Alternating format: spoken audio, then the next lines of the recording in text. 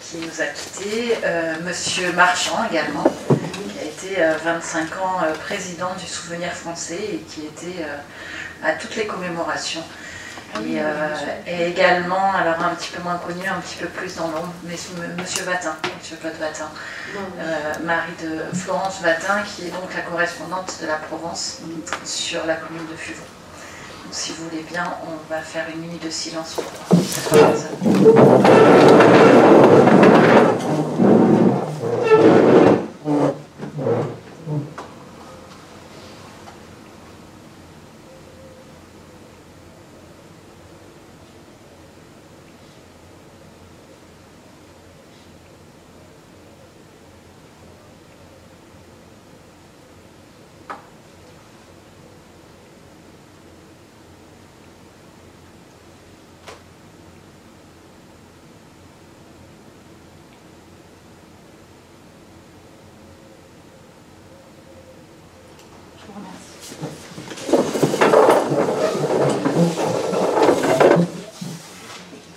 On ne va pas rester assez longtemps puisque je vais vous redemander de faire une minute de silence pour le maire Jean-Louis Canal, maire de Rousset, qui nous a quittés. Il me semblait important de dissocier les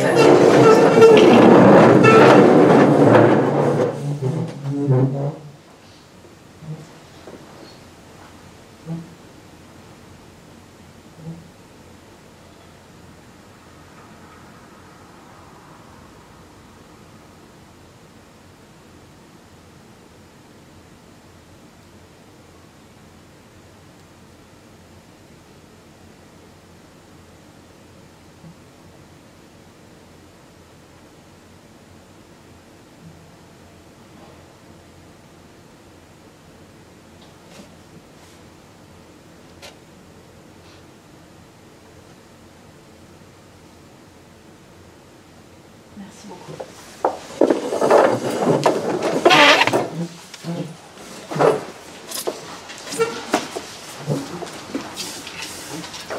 Alors, sans transition, c'est toujours délicat de l'enchaîner derrière ces moments très solennels et dommages. Nous allons donc désigner un secrétaire de séance. Donc, traditionnellement, c'est la plus jeune. Et c'est donc Anne Filippetti, si vous n'y voyez pas d'inconvénient, qui est désignée.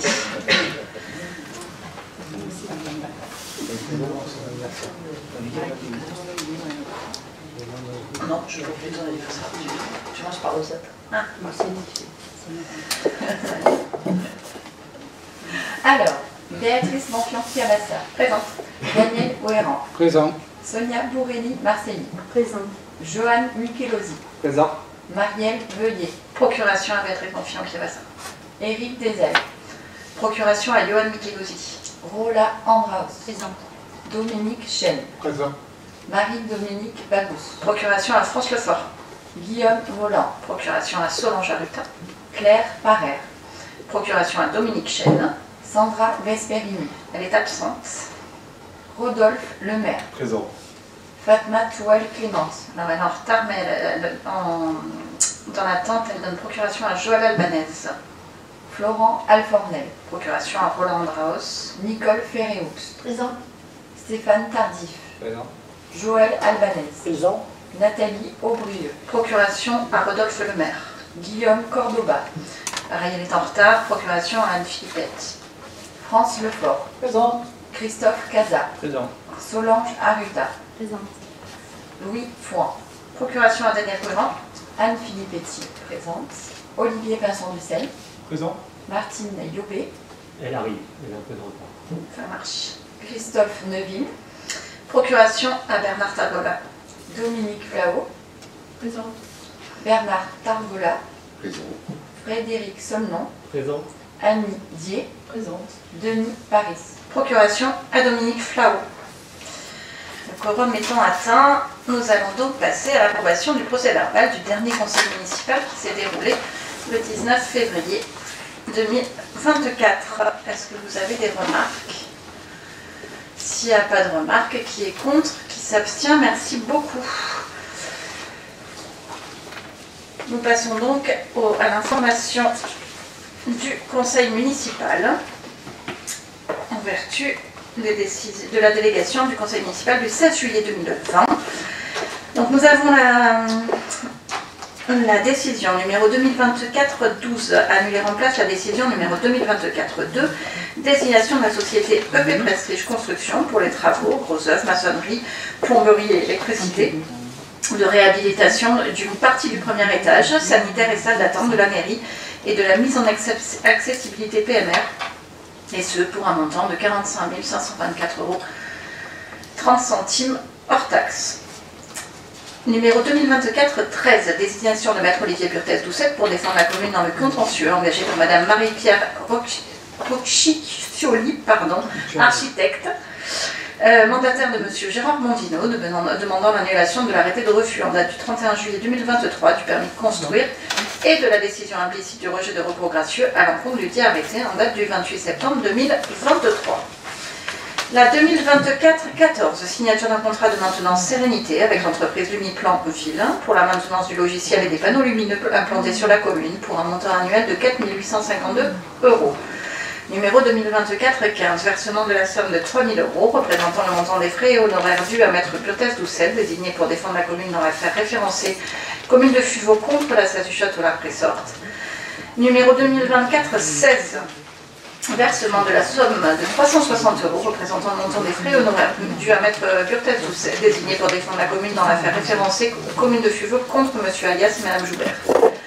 Numéro 2024-17, encaissement de la somme de 1 500 € versée par M. Alias et Mme Joubert au titre de l'article L761-1 du Code de justice administrative, résultant du jugement du tribunal administratif de Marseille, rendu le 29 décembre 2023, suite au contentieux l'opposant à la commune de Fuveau.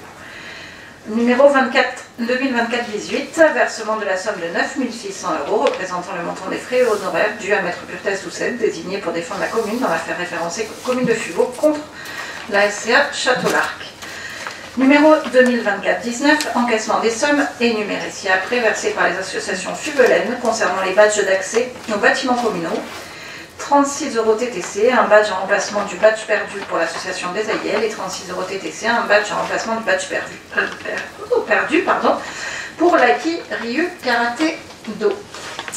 La 2024-20, signature d'une convention avec le CIA afin de faire bénéficier les enfants du canton participant aux stages multisports et artistiques pendant les vacances scolaires du 22 au 26 avril 2024, du 29 avril au 3 mai 2024 et du 21 octobre au 31 octobre 2024, des repas de notre service restauration scolaire, moyennant un coût de 5,50 € le repas. La 2024-21, signature d'une convention avec M. Carl Duvet pour la mise en place d'une activité périscolaire multisport de mars à juin 2024 aux écoles élémentaires Ouvière, Rimbaud, La Barque et Sainte-Marie pour un montant de 3 232 €.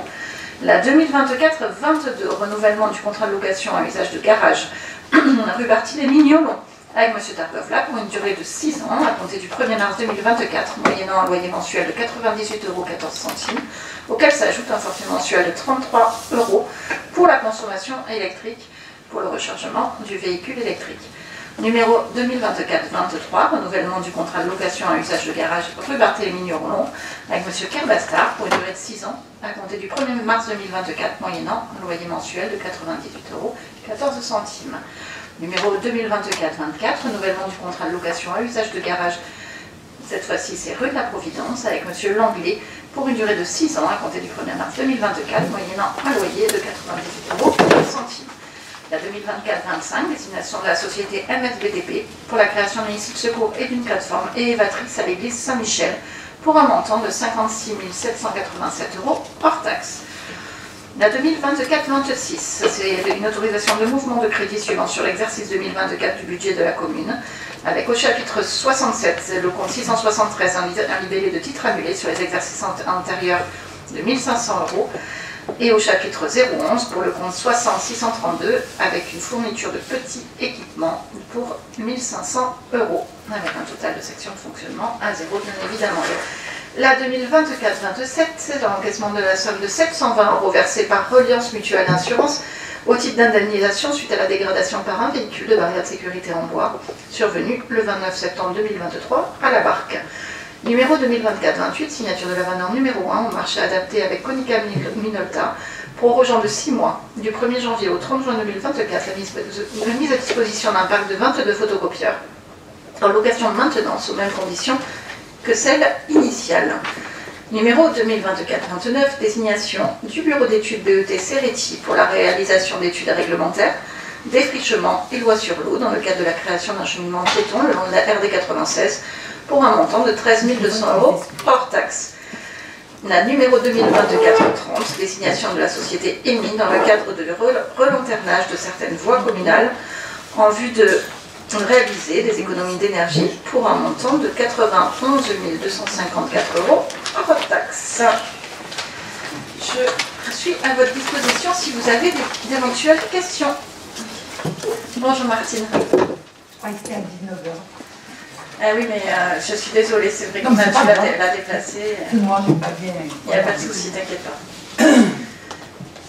Est-ce que vous avez des questions? Oui, Madame Flau, dites-moi.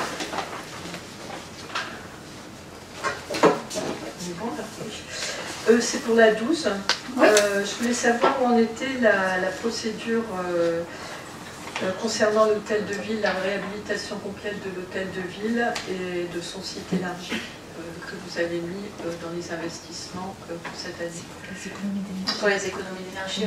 Un bureau d'études C'est pour ça. de consultation. On est en train de consulter un bureau d'études sur le sujet. Simon. Donc moi c'est la 18.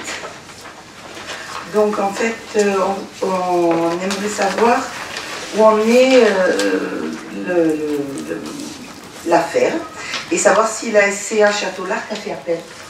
Oui, ils ont fait appel, oui, absolument. D'accord. Semaine dernière. Ah, semaine dernière. Ou en début de semaine, soit fin de semaine dernière, soit Ils ont fait appel pour... Ah ben par rapport à la décision, on avait gagné donc en première instance et ils ont fait appel D'accord. de la décision. C'est pour le contentieux indemnitaire, absolument. D'ailleurs, il ne reste pour l'instant que cette affaire. Et les travaux sont arrivés. Totalement. Ils sont partis, ils ont levé la base de vie et l'ensemble des barrières du chantier.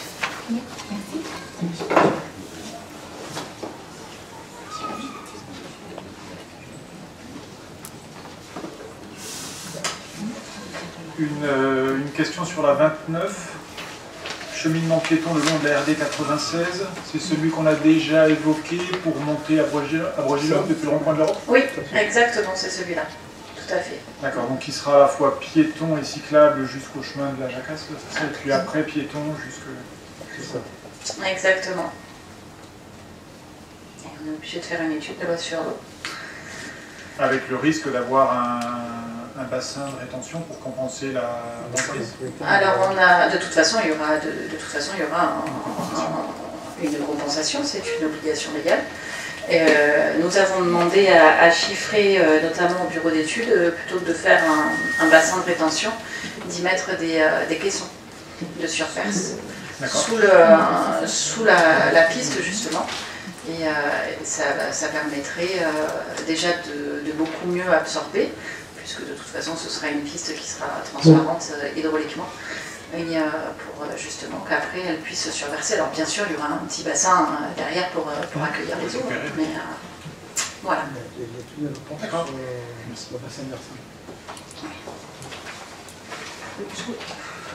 Je reviens sur la 12, donc le BE est en train de travailler, c'est bien ça?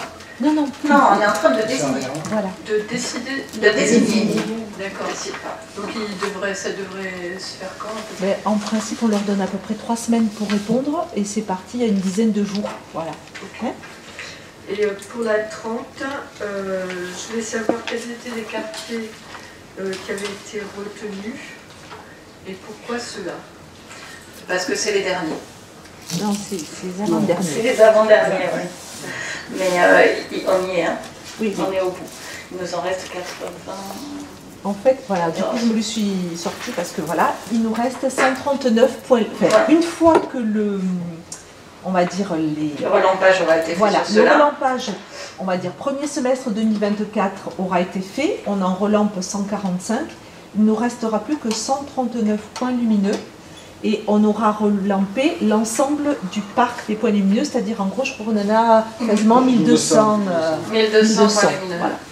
On devrait avoir terminé, entre guillemets, si on fait la dernière tranche, fin 2024, on aurait terminé. Voilà, exactement, c'est ça. Merci.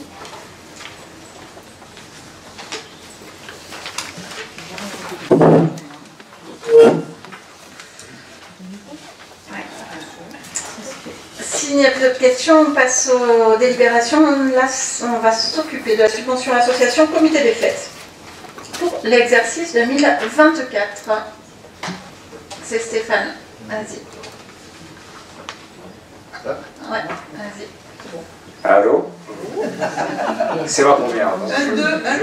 Faut que je gère. C'est ton baptême. C'est le baptême. Voilà, je vais m'occuper. Alors oui, une subvention à l'association du comité des fêtes. Ce dossier a été instruit et fait l'objet de la proposition de subvention suivante. De subvention pour 2024 de 20 000 €. Il est proposé à l'Assemblée délibérante d'octroyer une subvention de fonctionnement sur l'exercice 2024 à l'association comité des fêtes selon le montant listé ci-dessus, d'autoriser Madame le maire à signer tout document nécessaire. Si vous avez une question. Merci. Bravo. Je peux vous tenir pendant une demi-heure comme ça.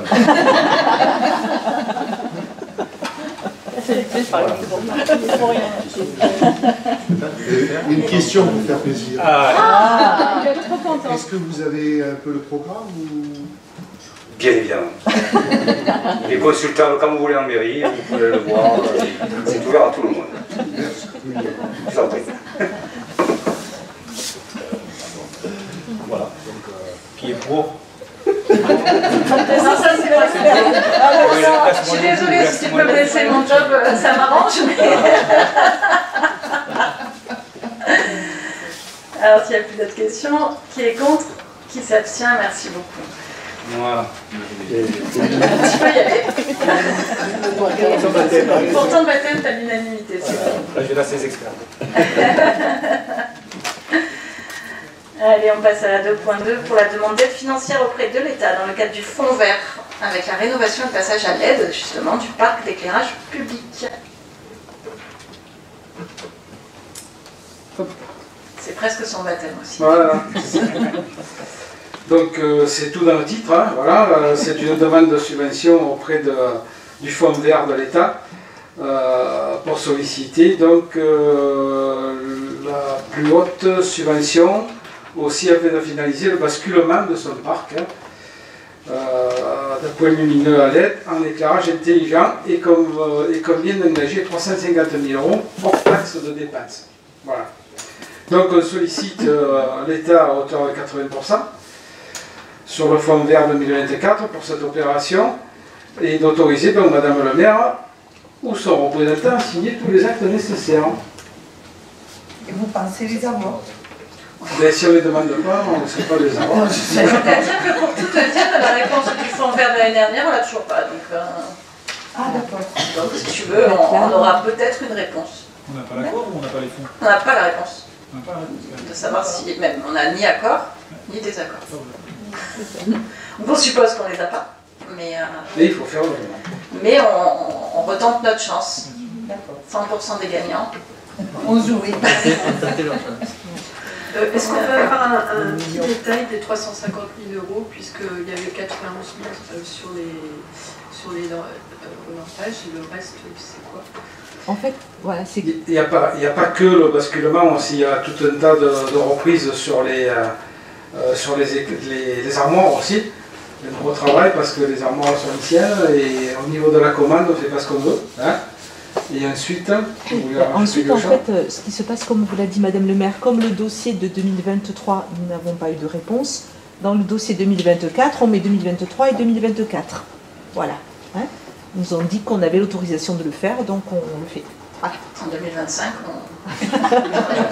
et après, on nous dira que c'est trop important. Mais... Et Voilà. que du coup, on n'est plus éligible. Voilà. Non, on en sourit, mais franchement, on a quand même eu une réunion exceptionnel où il fallait à tout prix être présent en préfecture en nous disant qu'il fallait faire à tout prix les premiers dossiers seront les premiers servis. On les a fait, je crois qu'on était le deuxième dossier arrivé sur la table du préfet. Et voilà, et on attend. Donc bon, c'est comme ça. Ah oui, c'est des fonds d'État. Oui, oui, c'est des fonds d'État, absolument.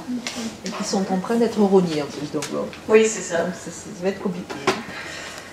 Dans les Bouches-du-Rhône, sauf erreur de ma part, l'année dernière, c'est Lambesque qui a obtenu un dossier. Il y a un dossier qui a été fait. C'est effectivement le premier, ils n'avaient pas menti. Et le seul. Et le seul. Même par an. Ça va pas loin quand même. Ils avaient annoncé plusieurs milliards quand même. Donc on se demande où ils passent. Ça fait beaucoup de rhum, n'est-ce pas? C'est ça.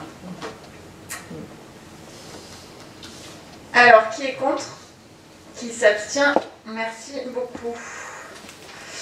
On passe ensuite à la 2.3 pour Daniel, avec une subvention au titre du dispositif travaux de proximité pour le département. Voilà, bon, vous connaissez ce dispositif-là, hein, les travaux de proximité, plafonnés donc à 85 000 € hors taxe par projet. Donc là, il s'agit de demander une subvention sur la requalification de l'accès au futur terrain qui va abriter le futur centre de secours. Donc montant en taxe des travaux 100 000 €, plafond subventionnable 85 000 €, donc la subvention escomptée de 59 500 €.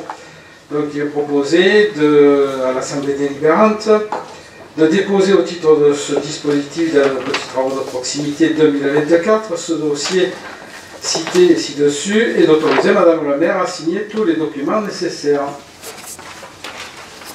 Est-ce que vous avez des questions? Oui, donc ça voudrait dire que ça y est, c'est acté, que le terrain et qu'on va déplacer le centre de secours là-bas, ou c'est comme ce que vous venez de nous dire tout à l'heure, vous faites une demande en espérant que... Dans un monde parfait, il faudrait effectivement que tout soit accordé afin qu'on fasse les demandes. Mais comme on est dans un monde administratif, on préfère tout anticiper. Et puis voilà, donc pour l'instant, on n'a pas encore le retour définitif de l'ensemble des études de faisabilité pour le centre de secours. On devrait les avoir d'ici le mois de septembre, normalement. Voilà. Si je me souviens bien, vous nous aviez parlé qu'il y avait 3 lieux qui étaient... Il y en avait 2. Il y en avait 2. Le département s'est définitivement arrêté sur la Roucaude. Ah, c'était des lieux de toute façon, c'était Fumeau. Ah, d'accord. Oui, de toute façon... Donc il y avait 3 autres lieux, dont 2... Deux lieux. Il y avait la Roucaude et le terrain qui jouxtait, enfin qui jouxte toujours d'ailleurs, le centre de secours actuel. D'accord, ok. Voilà. Pardon, merci. De rien.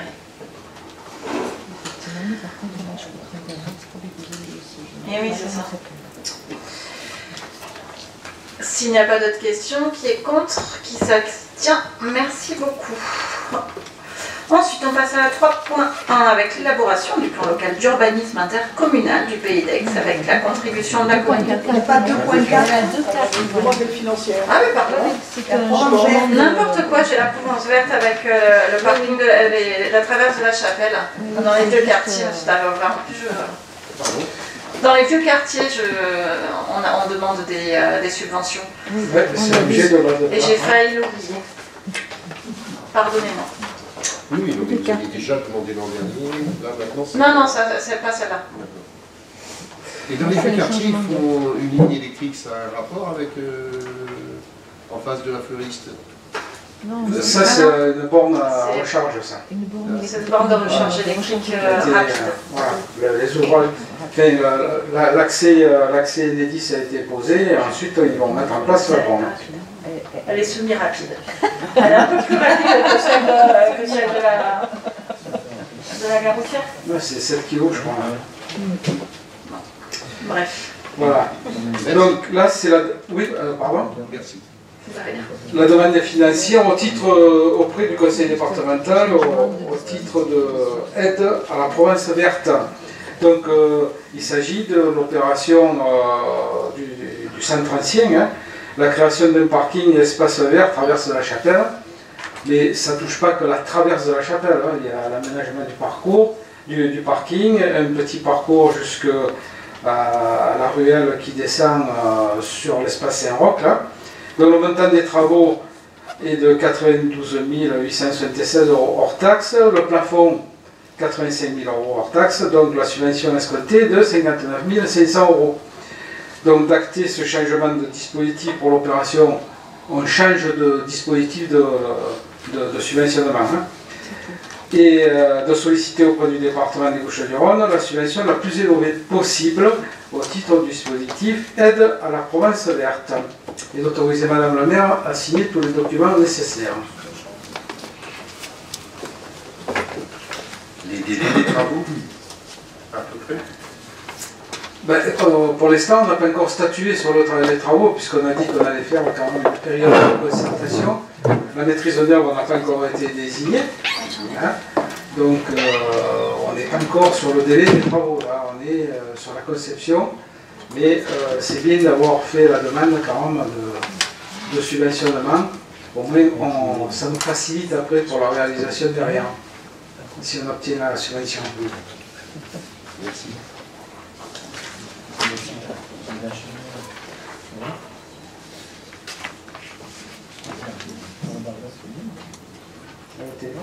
Donc, on attend pour faire voter. Ben oui.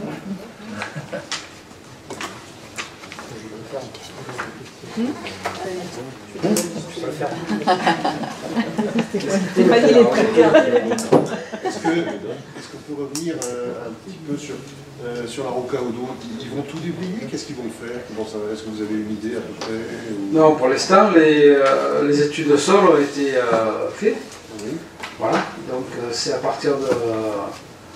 Pour l'instant, la maîtrise d'œuvre au niveau du département, je ne sais pas s'ils ont désigné quelqu'un, un architecte, pour l'instant, mais on n'a pas vu de projet. On ne sait pas s'ils vont déblayer, s'ils vont utiliser le terrain tel quel, s'ils vont faire des pieux, on ne sait pas. Mais le terrain les intéresse, notamment pour l'accès facile aux sociétés. On va faire voter. On va faire voter. Qui est contre? Qui s'abstient? Merci beaucoup. Donc cette fois-ci, on passe bien au 3.1 avec l'élaboration du PLUI, contribution de la commune de Fugaux à l'enquête publique. Daniel. Oui, donc il s'agit bien de ne pas revenir sur le projet qui a été arrêté, mais de discuter et de présenter la contribution de la commune sur les ajustements que la commune a fait par rapport au projet qui a été arrêté en conseil métropolitain le 12 octobre dernier. Voilà. Donc il y a eu une enquête publique qui est en cours encore, et dans le cadre de cette enquête publique, on demande l'avis de la commune, si elle a une contribution à faire, bien évidemment, de se positionner en conseil municipal, c'est ce que nous faisons là, maintenant. Donc, vous avez reçu les annexes techniques. En fait, c'est la contribution de la commune sur des petits ajustements par rapport au projet de PLUI qui a été présenté et adopté le 12 octobre dernier. Donc, le premier point, ce sont les parcelles de la Fourche. On les présente avec la vidéo là.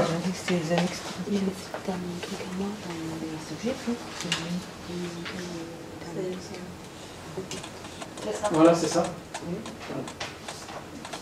Donc en fait, c'était un ajustement de la demande d'un passage d'une zone N à une zone A, dans la mesure où ces terrains, les terrains qui sont dénommés là et listés dans l'explication, ont fait l'objet d'une analyse de l'INAO, l'Institut national des appellations d'origine, et ont déterminé que ces parcelles étaient intéressantes pour le classement INAO AOC Côte-de-Provence. Donc pour être en conformité avec la destination des terrains, on demande à ce que ces terrains aient une destination agricole plutôt que seulement naturelle. Est-ce qu'on intervient à chaque fois ou à la fin? Pardon, je ne suis pas entendu. Question. Si vous voulez intervenir à chaque fois, oui, si vous voulez. Donc là-dessus, je crois que c'est là que vous faites référence à l'étude de ZAP, que malheureusement je n'ai pas pu me procurer. Mais... Pas du tout, c'est la dernière. C'est la dernière. Ouais. Enfin, de toute façon, il me semblait que ça pouvait peut-être être plus intéressant, mais connaissant pas les caractéristiques agropédologiques de la zone, plutôt que de mettre des vignes, pour lesquelles il y a de plus en plus de difficultés à vendre, est-ce que ça serait pas mieux d'aller vers du maraîchage avec, en perspective, bien entendu, une cuisine centrale? L'objet de cette contribution, c'est le passage du N en A. L'explication, elle est officielle, puisqu'il y a quand même un institut national qui s'est penché sur le problème. Mais après, si un agriculteur s'empare de ces terrains et qui fait du maraîchage, on ne va pas le mettre dehors. Voilà, il y aura le droit. Si on posera surtout. Pas que moi. Voilà. C'est juste le zonage. C'est le zonage, par contre, il sera plus facilité un agriculteur à s'installer sur une zone A que sur une zone N. Il faut que tu appuies. Vas-y. Oui, et je me demandais là si, et si ça reste en friche, ou est-ce qu'il faut obligatoirement que ce soit cultivé, est-ce qu'il y a...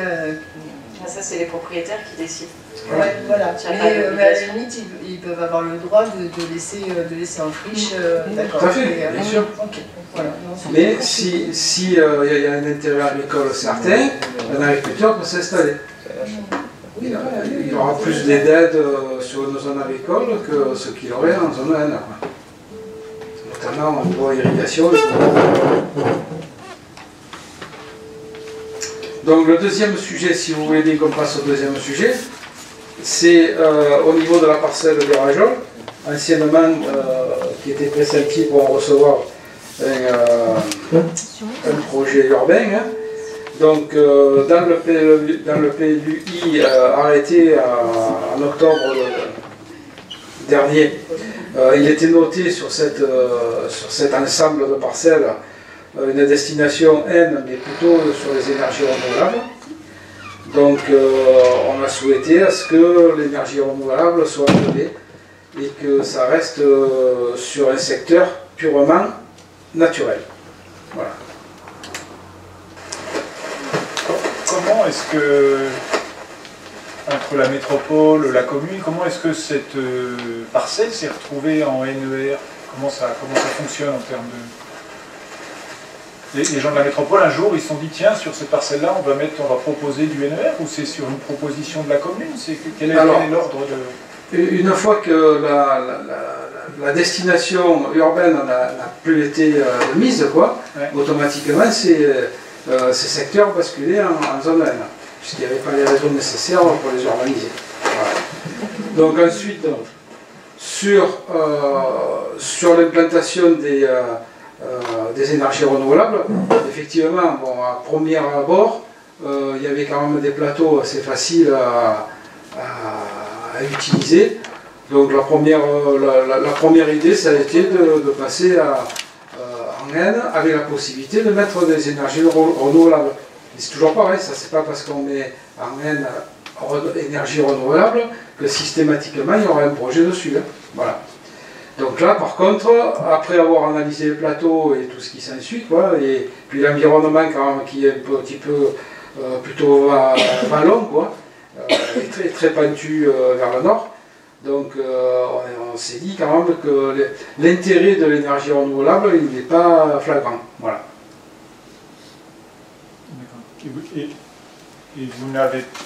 On est obligé de passer par cette délibération parce que la commune n'a pas réussi à convaincre la métropole de modifier cette planche du... En fait, au niveau de la métropole, dans le projet arrêté du 12 octobre, ce secteur est en NER. Nous on dit, bon, il n'est pas très opportun de le laisser en énergie renouvelable. Donc on fait la demande à partir de cette contribution de l'ôter du NER et de le passer en N tout court. Voilà, ça fait partie de la contribution communale. C'est des petits ajustements, je vous dis, sur le projet global du PLUI du Pays d'Aix. Donc c'est sûr que ça sera accepté, c'est ça la question. Ah ben, il n'y a pas de raison que ça ne le soit pas.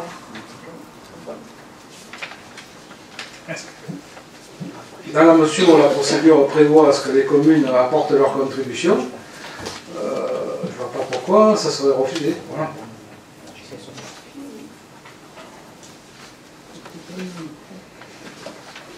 Ensuite, le projet suivant, donc, c'est de classer une parcelle en A, toujours dans le même secteur là-haut, qui était en fait, c'est le même propriétaire avec deux zonages différents sur la même parcelle. Donc là, c'est la parcelle à Y20, je crois, voilà. Donc en fait, il y avait deux zonages sur la même parcelle, et l'intérêt agricole a été démontré, donc on passe la totalité, la partie qui était de la parcelle qui était en N, on la passe en A. En fait, toute la parcelle sera en A et non pas en N.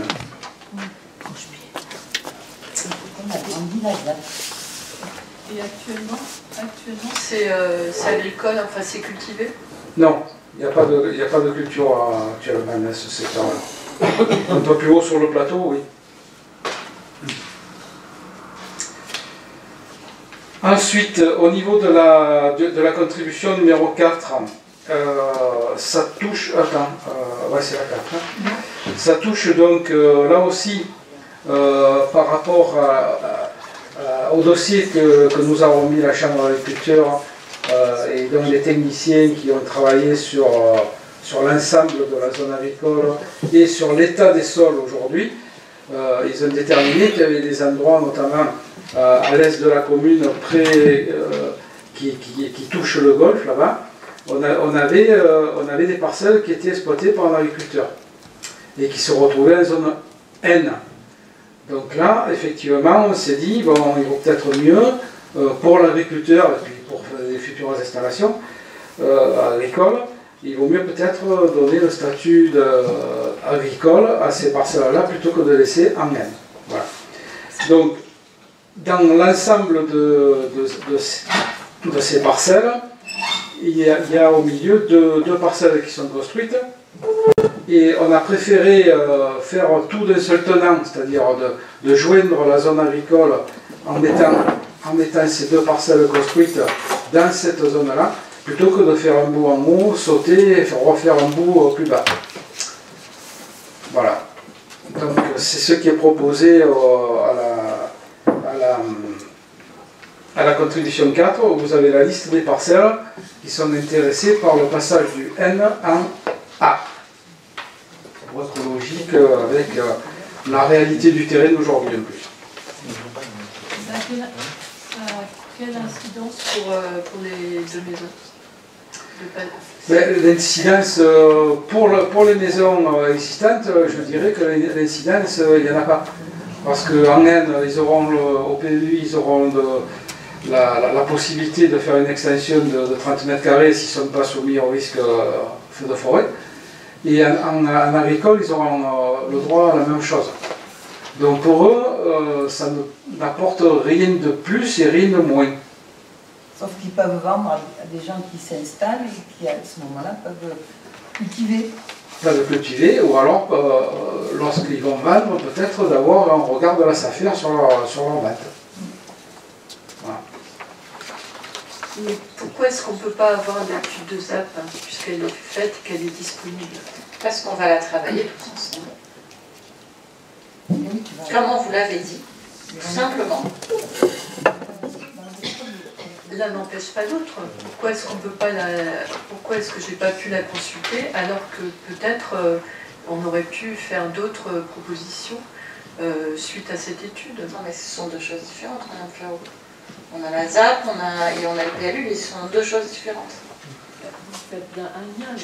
Ben, on fait un lien puisqu'on étudie la ZAP, mais la ZAP c'est vraiment un projet complètement différent qui n'est pas du tout obligatoire, et comme vous le savez très bien, c'est une vraie volonté de la municipalité que de créer une zone agricole protégée, et c'est quelque chose qui se travaille tout tous ensemble. Voilà. Là, le PLUI, nous avons des obligations sur des dates et sur des contributions à faire dans des délais très courts. Nous le faisons, mais la ZAP, pour moi, c'est un vrai projet qu'il faut travailler tous ensemble et qui aura tout son sens s'il est travaillé en commun. Et pas comme ça, la petite semaine, sur un coin de table. Tout simplement. Donc je souhaite que nous ayons une vraie réunion tous ensemble et où on puisse évoquer ce projet-là. On parle de ZAP, mais en réalité il n'y a pas de ZAP. Ben non, il n'y a pas de ZAP. Aujourd'hui, la seule chose qu'on a dans les mains et le retour qu'on a, c'est le retour de l'étude menée par la Chambre d'agriculture avec les techniciens agricoles. C'est la seule chose qu'on a. Ils nous ont pointé dans cette étude.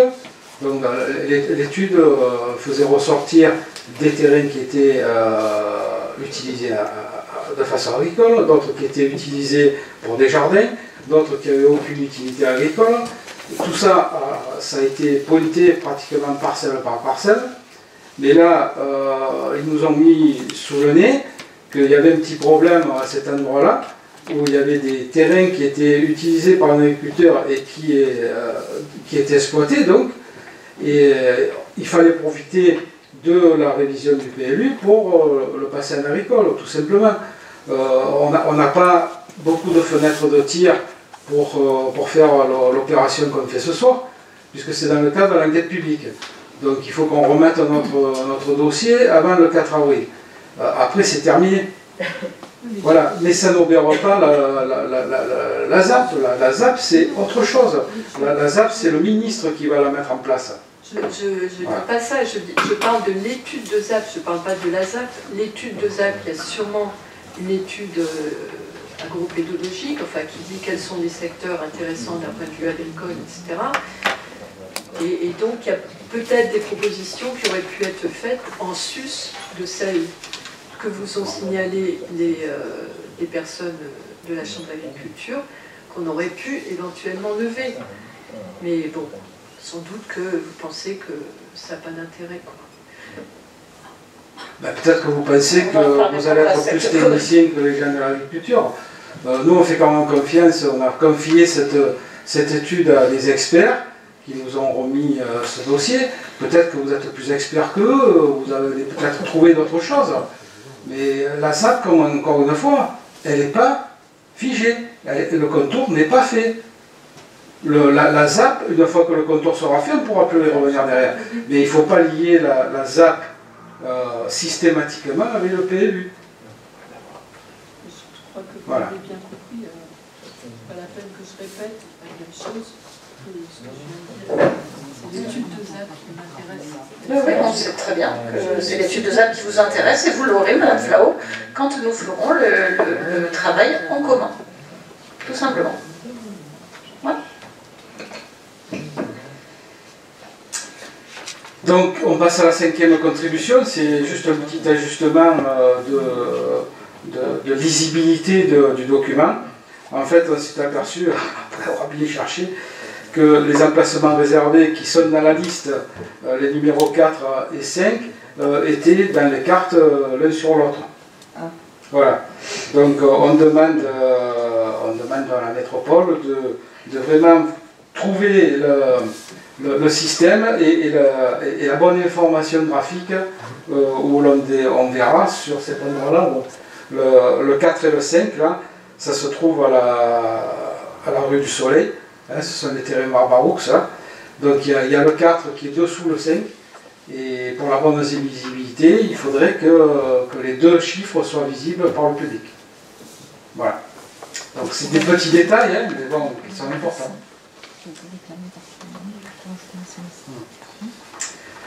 Ensuite, il n'y a pas de question là-dessus.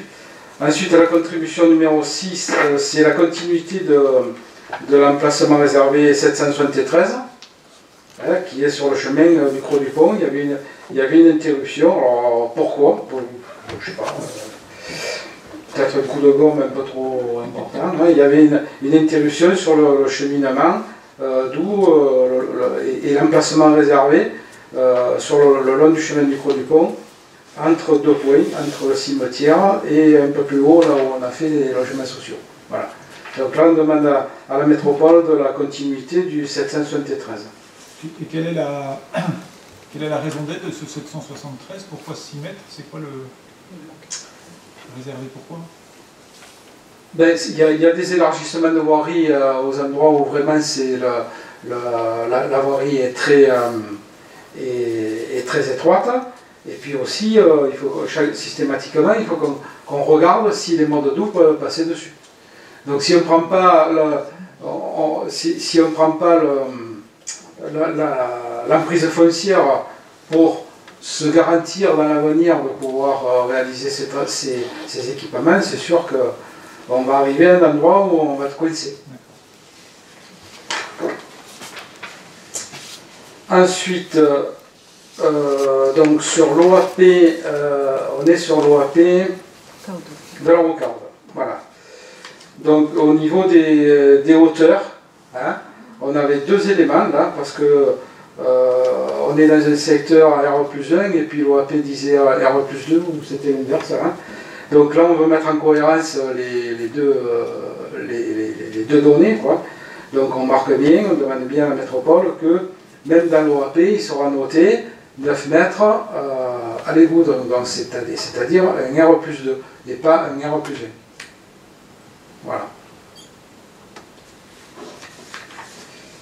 Ensuite, donc on a des... Oui. Oui, on a des commentaires sur cette OAP à la Roucaude. Quand on regarde l'impact environnemental, l'étude environnementale qui a été faite, il y a plusieurs points qui sont importants. Sur l'analyse écologique qui est faite, il y a marqué un impact fort. Je lis ce qui est mis dans le rapport. Fort car boisement, garrigue, ruisseau, espace très fonctionnel d'un point de vue écologique, espèces floristiques et faunistiques à enjeu. Et un peu plus loin, ça dit « Concernant le secteur Roucaude, les orientations proposées semblent être insuffisantes pour limiter les incidences sur les habitats et sur la fonctionnalité écologique, notamment la zone boisée et le Valat. » Donc ça, c'est l'analyse écologique. Et puis un peu plus loin, il y a une analyse sur les risques et les nuisances, avec un impact fort également. Seul l'OAP Roucaude, il y a marqué Roucaude, présente des enjeux forts du fait de sa localisation au niveau d'un Valat, d'une zone boisée et en bordure d'autoroute, impliquant des risques et des nuisances significatives. La prise en compte de ces risques et nuisances est insuffisante sur ce secteur et nécessite d'être renforcée.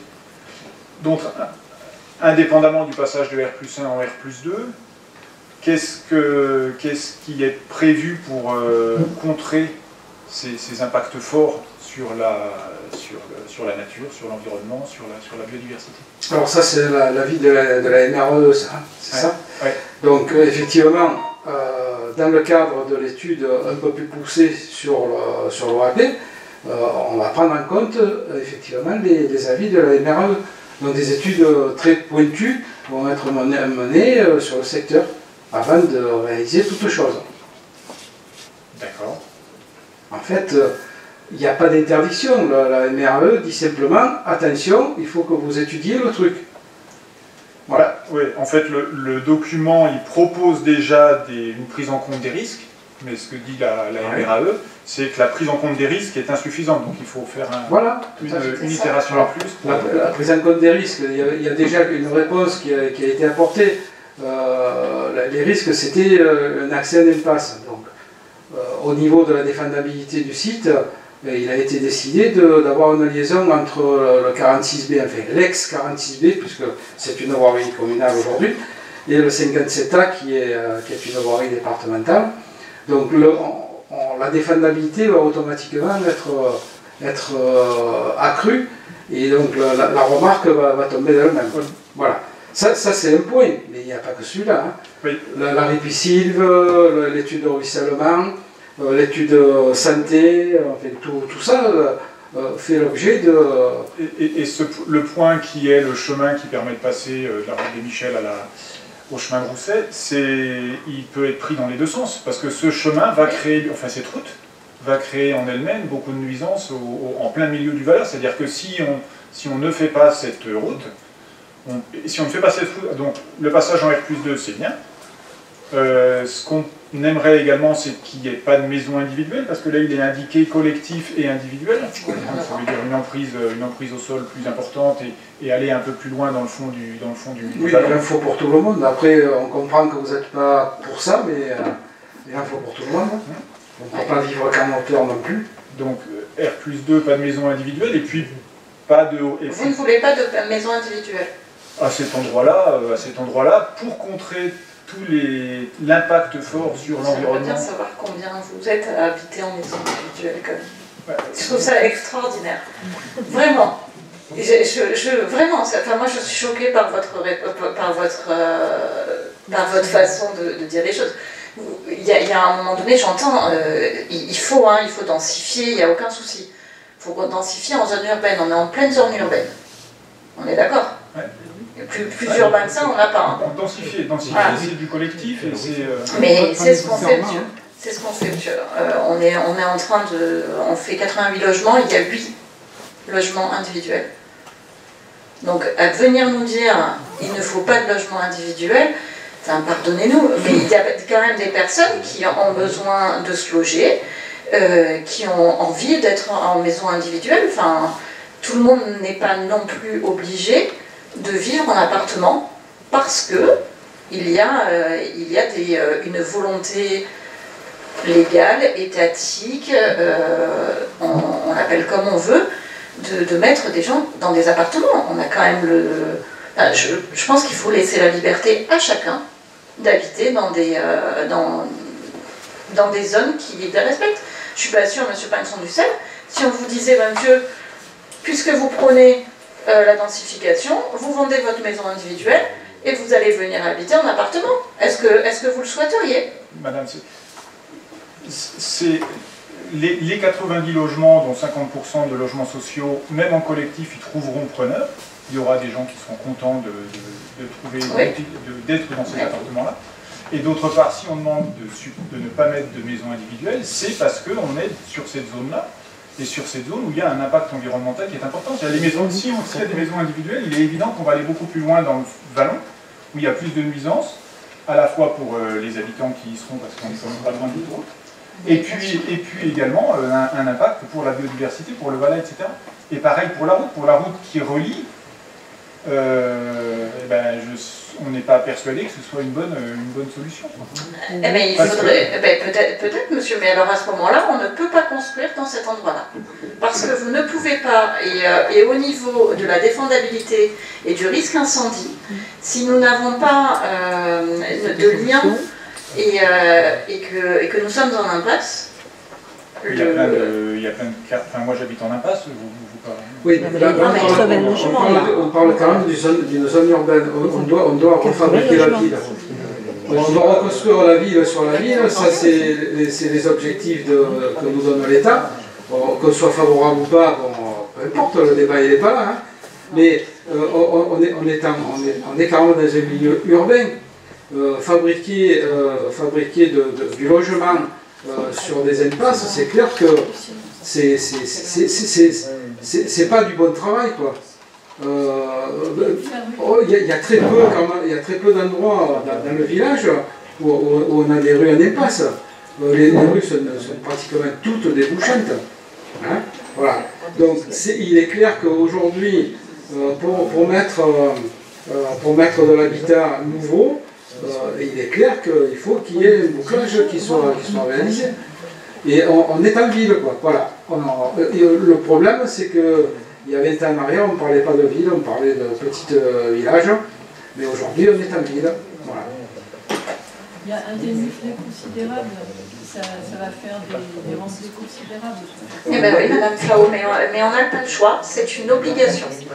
C'est une obligation. On aimerait, franchement, ça nous permettrait quand même de baisser considérablement le montant du projet. C'est pas une volonté... Mais en fait, dans notre secteur, tout est construit comme ça. Comme on fait, alors on monte pas l'église, on rase tout. S'il faut tout mettre à plat.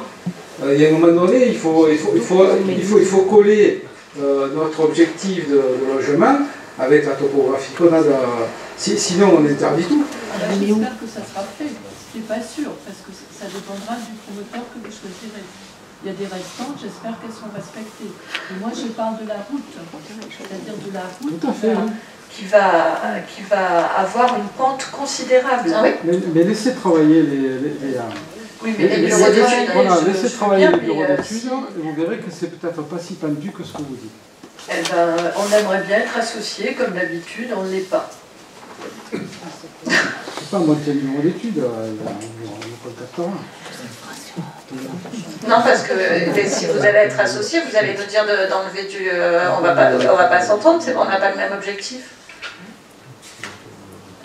Si déjà vous commencez à nous dire, ben non, nous on veut enlever les 8 maisons individuelles, je trouve ça dommage. On va mettre un moment à monter Je pense que du débat peuvent naître des solutions intéressantes et après vous faites vos choix, mais au moins il y a un débat qui se fait comme vous l'avez fait à la barque par exemple. Ah mais on fait du débat et je vous remercie de le souligner. On fait régulièrement des débats. Je pense que vous êtes associée à énormément de choses, Madame Flau. Vous ne pouvez pas dire le contraire. Pardon? Non, bon, écoutez, bon, alors, on va là parce que... Allez, ouais, non, moi aussi j'hallucine, donc c'est pas grave. Donc nous enlèverons les Discute avec d'autres communes. Je ne sais pas s'ils discutent avec d'autres communes. Vous devriez peut-être. Tout est bon dans le livre, mais la réalité, elle est bien loin de ce qui est écrit. Et il faut qu'on adapte le territoire justement à toutes ces contraintes-là. Pour terminer aussi, la ripisylve sera conservée. Il y a une étude très précise sur les études de ruissellement. Tout ce qui a été noté par les MRE est pris en compte. Voilà. Il n'y a pas d'inquiétude à avoir. Si, toutefois, il arrivait qu'on n'arrive pas à résoudre les problèmes de santé ou, je ne sais pas moi, ce qu'on peut imaginer de feux de forêt ou quoi, eh bien, dans ce cas-là, peut-être qu'on réduira le projet. Mais pour aujourd'hui, d'après ce qu'on nous dit, il y a des solutions qui répondront aux avis et aux recommandations de la MRE. Alors, je comprends que vous êtes sceptique, que vous dites c'est pas vrai, on nous cache encore des choses, mais moi je vous dis que non, on ne cache rien du tout. Et les études se font. Dans ce cas-là, on peut participer aux études, enfin au moins les voir, hein, au moins savoir qui les fait. Mais madame, c'est un terrain privé. Il appartient au propriétaire de choisir un bureau d'études et des promoteurs. Nous avons demandé au propriétaire d'être associé justement au travail avec le promoteur, ce que nous faisons, mais ce n'est absolument pas la commune qui choisit le promoteur, qui choisit les bureaux d'études, parce qu'on veut, c'est un terrain privé, ce n'est pas nous qui achetons le terrain. Donc nous travaillons évidemment en concertation avec eux, mais nous n'avons pas la main sur tout. Voilà. Donc, par contre, pour vous finir sur la... parce qu'il y a des choses qui quand même relèvent de la mauvaise foi, comme tout projet que nous montons à FUVO, comme toute grosse décision qui impacte la population, bien évidemment que nous ferons une réunion publique dès lors que le projet sera monté et très avancé. C'est-à-dire que toutes les études seront faites, que toutes les autorisations seront potentiellement possibles. Ça se dit ça, potentiellement possible. Pourquoi pas. Ouais. Donc comme on l'a toujours fait, donc oui, il y aura une réunion publique sur le projet de la Rocade pour que tout le monde puisse s'exprimer. Il faut savoir qu'il y a énormément de contributions, beaucoup de personnes du secteur qui sont venues voir le PLU, qui ont fait des contributions auprès des commissaires enquêteurs. Ce matin, on a encore reçu des riverains qui vont se constituer en comité, on va dire, de quartier, mais on ne cache rien, quoi. Je leur ai bien dit que tout se fera en totale transparence. Après c'est clair qu'aujourd'hui, ils ont des arbres en face, demain, il y aura des maisons qui seront quand même à 50 ou 60 mètres de chez eux. Bon, trouver une avenue d'un fulot où on a une partie d'une maison à 60 mètres d'une autre. C'est un peu difficile quand même. Hein. Donc c'est quand même un secteur qui sera urbanisé, c'est clair, mais avec une respiration quand même qu'on ne trouve pas ailleurs. Voilà. Et du coup, on peut savoir quel est le promoteur qui a été retenu? Non, parce qu'il n'est pas encore validé. Ça n'a pas encore été vendu définitivement, donc on ne va pas en parler. Dernière contribution que vous n'avez peut-être pas eue dans le dossier qu'on vous a remis, c'est au niveau du risque inondation. La commune demande que soit garantie la possibilité de reconstruction après sinistre, même dans la zone inondable, même si le sinistre est dû à une inondation. Voilà. Donc la commune demande ça, puisque dans le règlement général du PLUI, il est noté que la reconstruction après sinistre est autorisée, sauf si la cause du sinistre est due à un danger, alors l'inondation ou le PPR minier, c'est pareil, hein, voilà, ou le feu de forêt. Donc la commune demande ce qui est quand même la possibilité de reconstruire après sinistre, même dans la zone inondable, même si c'est dû à une inondation. Voilà. Et vous pouvez expliquer ça? C'est-à-dire que les personnes, elles pourront se faire inonder une deuxième fois, une troisième fois? Ben, nous, on a choisi ce qu'ils puissent reconstruire, voilà. Il aura forcément des contraintes de reconstruction, mais peut-être faut-il, il est quand même un petit peu plus humain, je dirais, de pouvoir reconstruire quand on a subi un sinistre, parce que avec peut-être des contraintes, mais en tout cas d'avoir cette possibilité-là. Vous vous rendez compte c'est une vie qui s'en va, quoi. Si quand on n'a pas cette possibilité-là.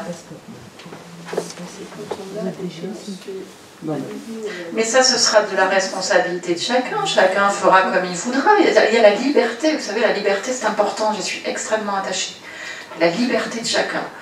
Donc, chacun pourra, avec sa volonté, ce qu'il a envie de faire, de reconstruire ou de ne pas reconstruire. Nous, on donne juste la possibilité de le faire.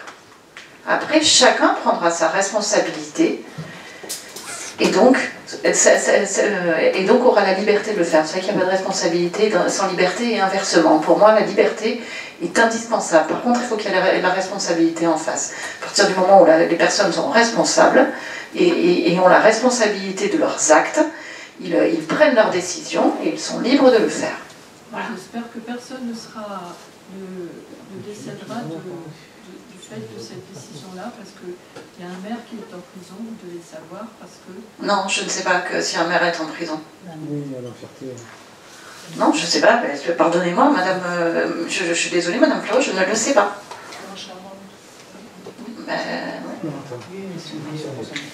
Oui, donc pour complémenter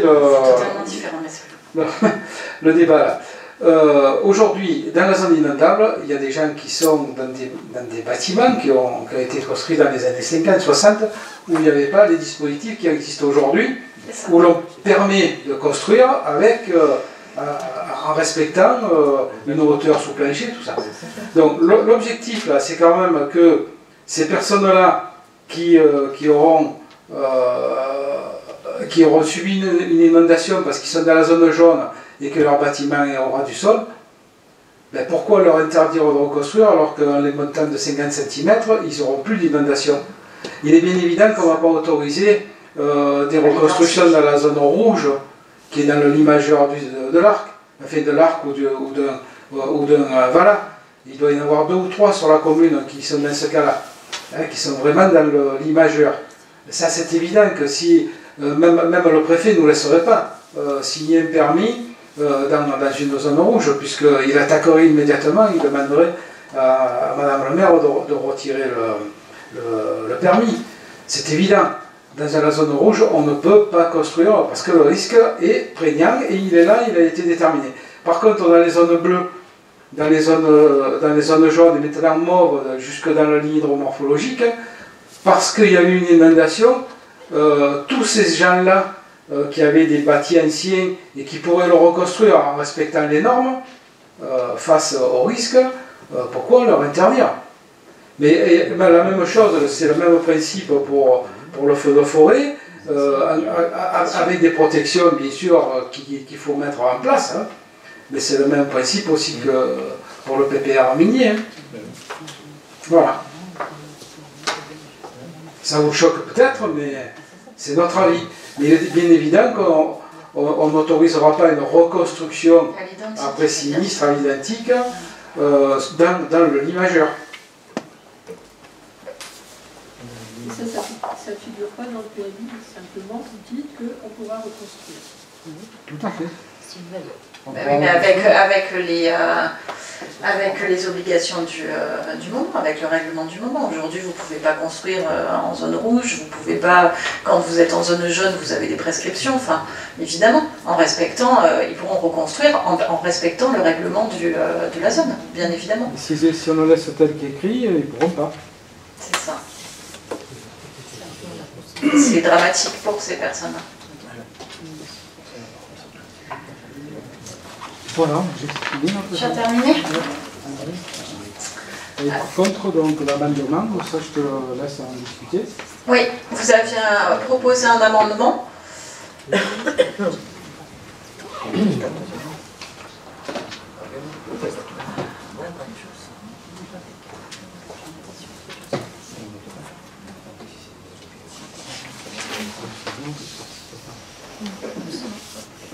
Oui, bonsoir. Donc en effet, nous vous proposons d'ajouter un article à la proposition de contribution de la commune à l'enquête publique relative au projet de PLUI du Pays d'Aix.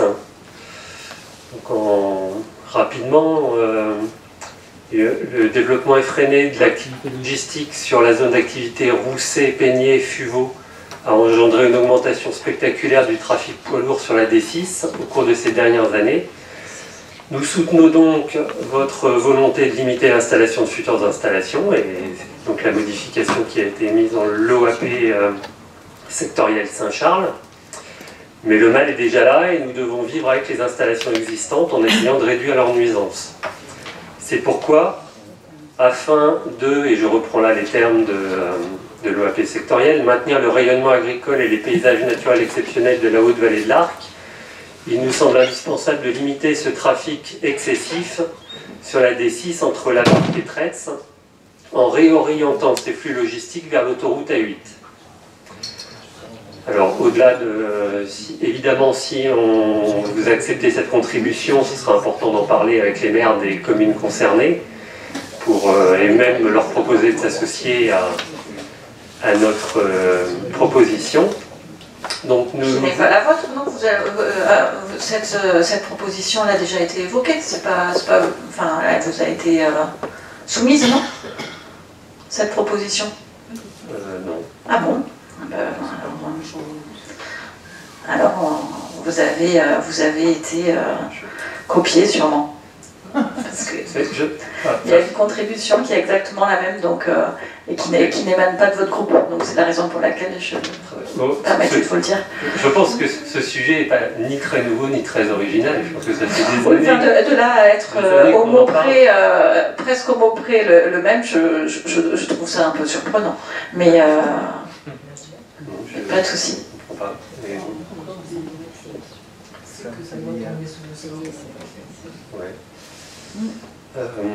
Donc dans l'OAP secteur stratégique de haute valeur de l'Arc, page 5, dans le chapitre faciliter la mobilité des actifs et des habitants, nous pourrions compléter ce paragraphe en ajoutant la phrase suivante.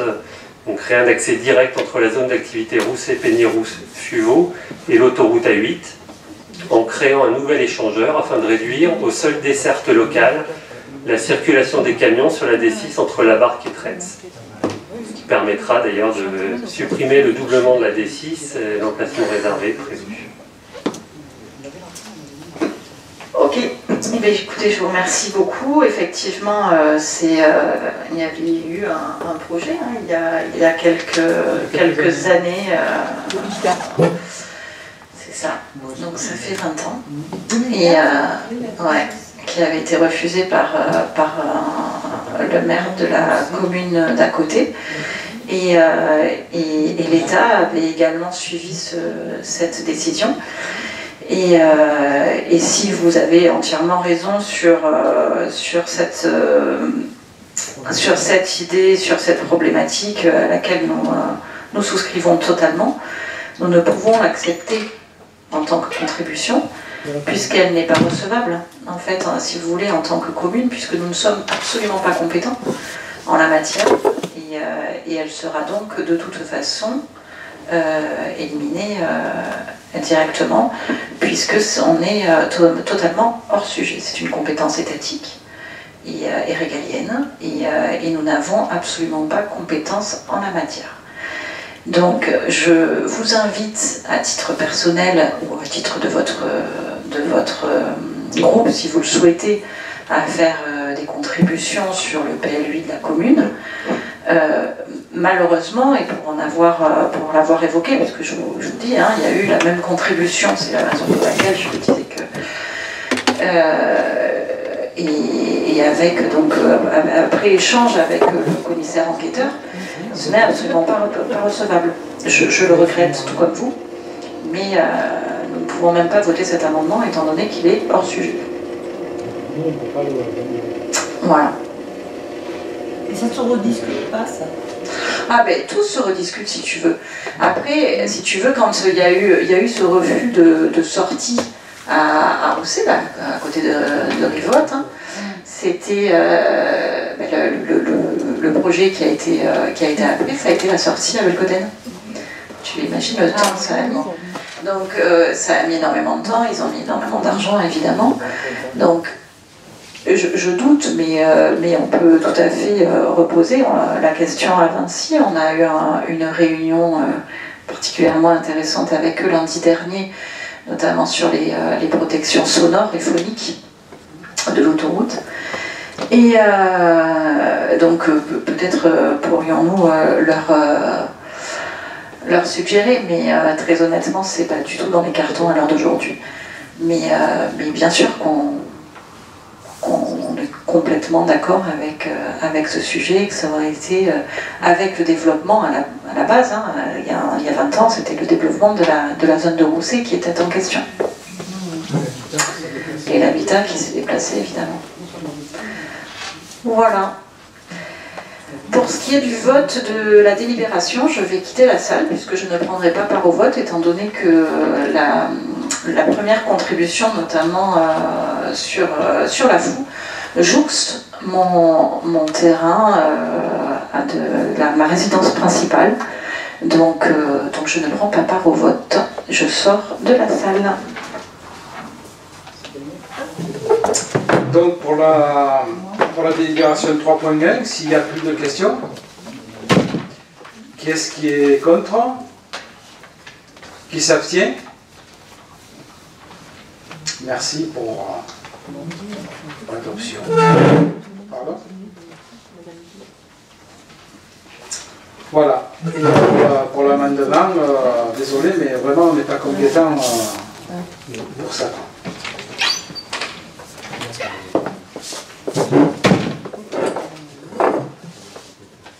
Voilà.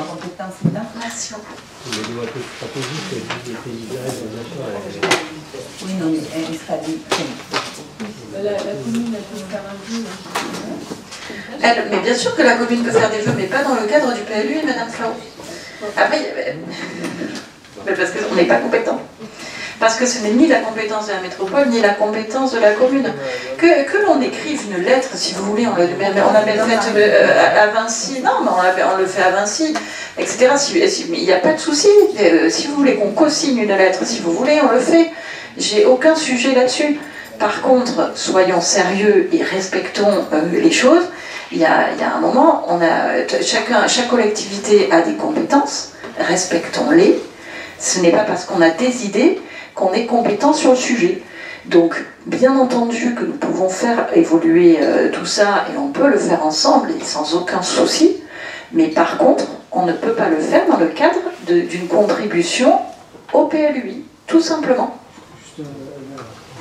Par contre... Attends, il y a monsieur Dans la partie donc PLUI pour intercommunal, il y a les définitions des OAP. Et par exemple, je lis dans l'OAP renforcer l'offre en emploi et en équipement de Traits. La commune n'est pas compétente pour les emplois, pour créer des emplois à Traits. Donc il y a bien dans ce document un certain nombre de souhaits d'orientation globale que les communes soutiennent dans ce document qui a été émis. Donc, oui, mais la compétence économique appartient à la métropole.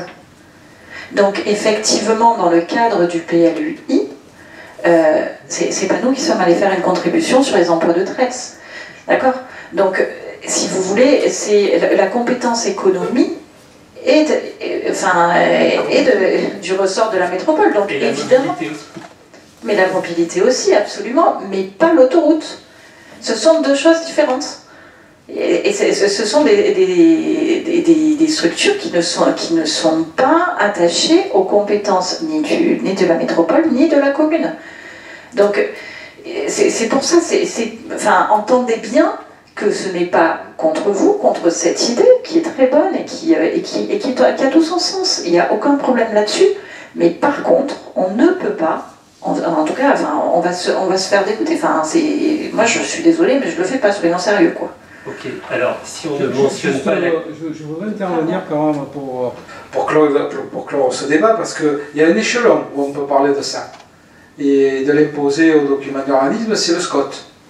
Dans le cadre du SCOT, évidemment, on peut, puisque c'est un document qui organise le grand territoire de la métropole dans sa totalité, au niveau du SCOT, oui, effectivement, on peut demander à l'État les grandes infrastructures qui sont nécessaires à la mobilité, à l'industrie, à l'habitat, et ainsi de suite. Dans ce cadre du SCOT, oui. Aujourd'hui, le SCOT, il est en élaboration. Le SCOT de la métropole est en cours d'élaboration. Dans ce cadre-là, oui, on peut très bien... D'ailleurs, je ne sais même pas si ce n'est pas noté déjà dans le bassin de vie de la vallée de l'Arc, un accès autoroutier quelque part. Mais dans ce cadre-là, oui. Mais au niveau du PLUI des 36 communes, on n'a pas la compétence directement d'exiger de l'État de réaliser une sortie autoroutière. Voilà. Dans le cadre du SCOT, oui. Alors, sans proposer la solution, et en l'occurrence l'échangeur sur l'autoroute, peut-on conserver la partie où on demande de réduire au seul des cercles locales la circulation des camions sur la D6 entre la Barque et Traits? Ouais, on va faire un retour au mandat. Mais comment voulez-vous réaliser ça? On n'est pas responsable de la solution, puisque vous dites que la mobilité, c'est pas nous. Après, non mais enfin, vous proposez quelque chose, faut quand même, quand on propose quelque chose, il faut quand même avoir un principe de réalité derrière, avec une solution qui arrive, enfin, faut pas exagérer. La solution, c'est l'échangeur sur l'autoroute, mais vous dites qu'on n'a pas le droit de le mentionner. Mais c'est pas qu'on n'a pas le droit, c'est qu'on est hors sujet. Donc, donnons l'objectif sans donner la solution. Mais l'objectif, il est dans le SCOT. Je pense. Je sais pas, mais franchement, je pense que c'est ridicule. Alors, merci pour le ridicule. Ah ben là, je trouve ça ridicule. Non, mais vraiment, c'est pour mettre quelque chose. Je pense que beaucoup de Fuvelins sont concernés par la montée du trafic sur la D6. Que Mais le nombre de camions avec la logistique, c'est un sujet important. Et je ne vois pas pourquoi la commune qui fait une contribution sur ce PLUI, dans lequel il y a un document qui est l'OAP stratégique de la vallée de l'Arc, ne pourrait pas dire qu'elle souhaite réduire le volume de camions qui roulent sur cette liste. Il faut quand même être cohérent avec ce qu'on dit. Si on dit demain, imaginons, demain on dit sur le RD6, d'abord on n'a pas la compétence pour limiter le trafic sur le RD6, c'est une route départementale, mais imaginons qu'on puisse le faire. On dit demain, sur le RD6, il y a uniquement le trafic local. Donc ça veut dire qu'on n'accepte plus les approvisionnements de leader, on n'accepte plus les approvisionnements du Corno, plus rien. D'accord? Donc qui intéresse d'autres communes. Je ne sais pas si les maires des autres communes sont d'accord là-dessus. Ça c'est le premier point. Et je suis d'accord sur la logistique. Et il va falloir quand même s'attaquer à cette logistique. Mais aujourd'hui, si elle n'est pas la logistique, vous n'aurez rien à l'assiette, et même peut-être pas l'assiette. Hein. En fait, il faut quand même pas, du jour au lendemain, dire, bon bah, allez, nous à FUO, on a décidé que ça ne serait plus comme ça. Il faut quand même vivre, on n'est pas les seuls au monde. Donc il faut quand même comprendre qu'il y a des choses que l'on peut faire, mais par contre le bon élément pour parler de ce sujet de mobilité et d'accès aux grandes zones, c'est vraiment le SCOT, mais pas le PLUI avec la contribution d'une seule commune. Bon, il me semblait que dans l'OAP sectorielle, il y avait beaucoup d'ambitions qui étaient exprimées, pas juste des choses qui étaient dans la main d'une commune ou l'autre. Et c'est dans ce cadre-là que ça me semblait être une ambition qu'on pouvait partager avec vous, avec l'ensemble de la vallée de l'Arc, de dire qu'on souhaitait une réorientation de ce dans le cas du SCOT, tout le monde sera d'accord.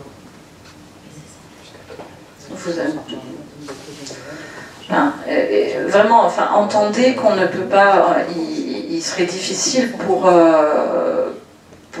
nous, mais pour nous tous, hein, de limiter, le trafic sur le RD6. Hein. Enfin, pardon, mais c'est là où je me dis que ce n'est pas réalisable.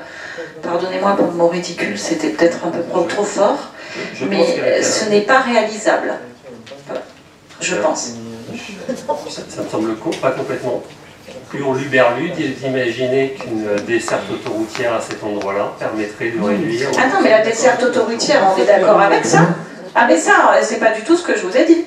C'est ce que vous nous disiez de limiter le trafic à la desserte locale. Sur la D6, c'est bien ce que vous nous avez dit. Une fois qu'une desserte autoroutière est créée, évidemment.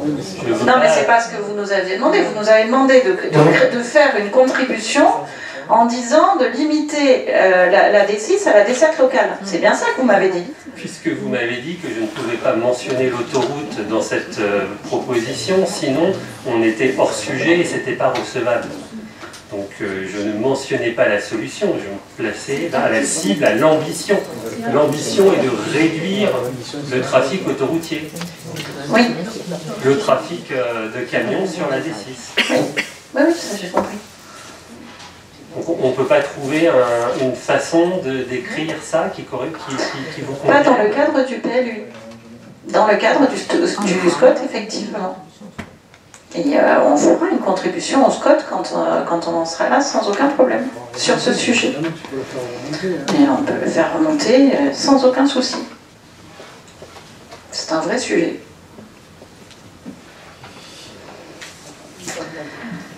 On passe à la dernière délibération qui concerne donc les ressources humaines avec le régime indemnitaire qui tient compte des fonctions, des suggestions, de l'expertise et de l'engagement professionnel appelé le RIFSEP et le complément indemnitaire annuel appelé CIA qui annule et remplace la délibération numéro 33 du 27 mars 2017 dans sa partie modalité d'attribution.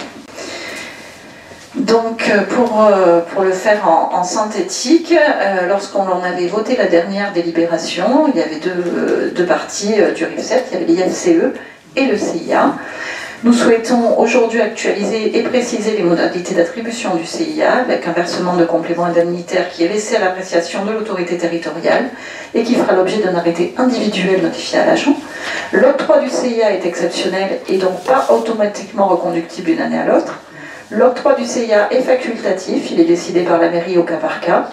Il ne s'octroie qu'une fois par an et fera l'objet d'un versement d'une seule fraction. Il ne sera versé qu'aux agents en poste dans la collectivité depuis plus d'un an. Il sera versé au prorata de temps de travail et il sera versé au prorata de la présence sur une année. Est-ce que vous avez des questions? Moi, je me reviens au début. Oui, Martine. Le CIA, là, donc c'est une indemnité qui est attribuée lorsqu'il y a eu les entretiens annuels, c'est ça ou... Ça peut être à n'importe quel moment. Là, en l'occurrence, on a travaillé dessus pour donner une prime puisqu'on avait étudié la prime dite d'inflation proposée par le président Macron, et qui, à notre sens, en tout cas, ne nous convenait pas en termes de justice sociale, ne convenait pas. Et nous avons souhaité donner à l'ensemble des agents, et pas qu'à une seule partie des agents, une prime. Et donc c'est dans le cadre du CIA que nous l'avons fait. Voilà. Donc vous l'avez donné à tout le monde? Absolument. Ouais. On a donné une prime à l'ensemble des agents de la collectivité.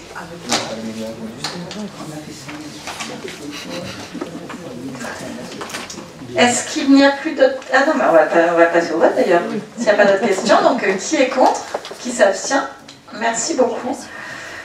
S'il n'y a plus d'autres questions, la séance du conseil municipal est close et je vous souhaite un excellent week-end pascal. Merci.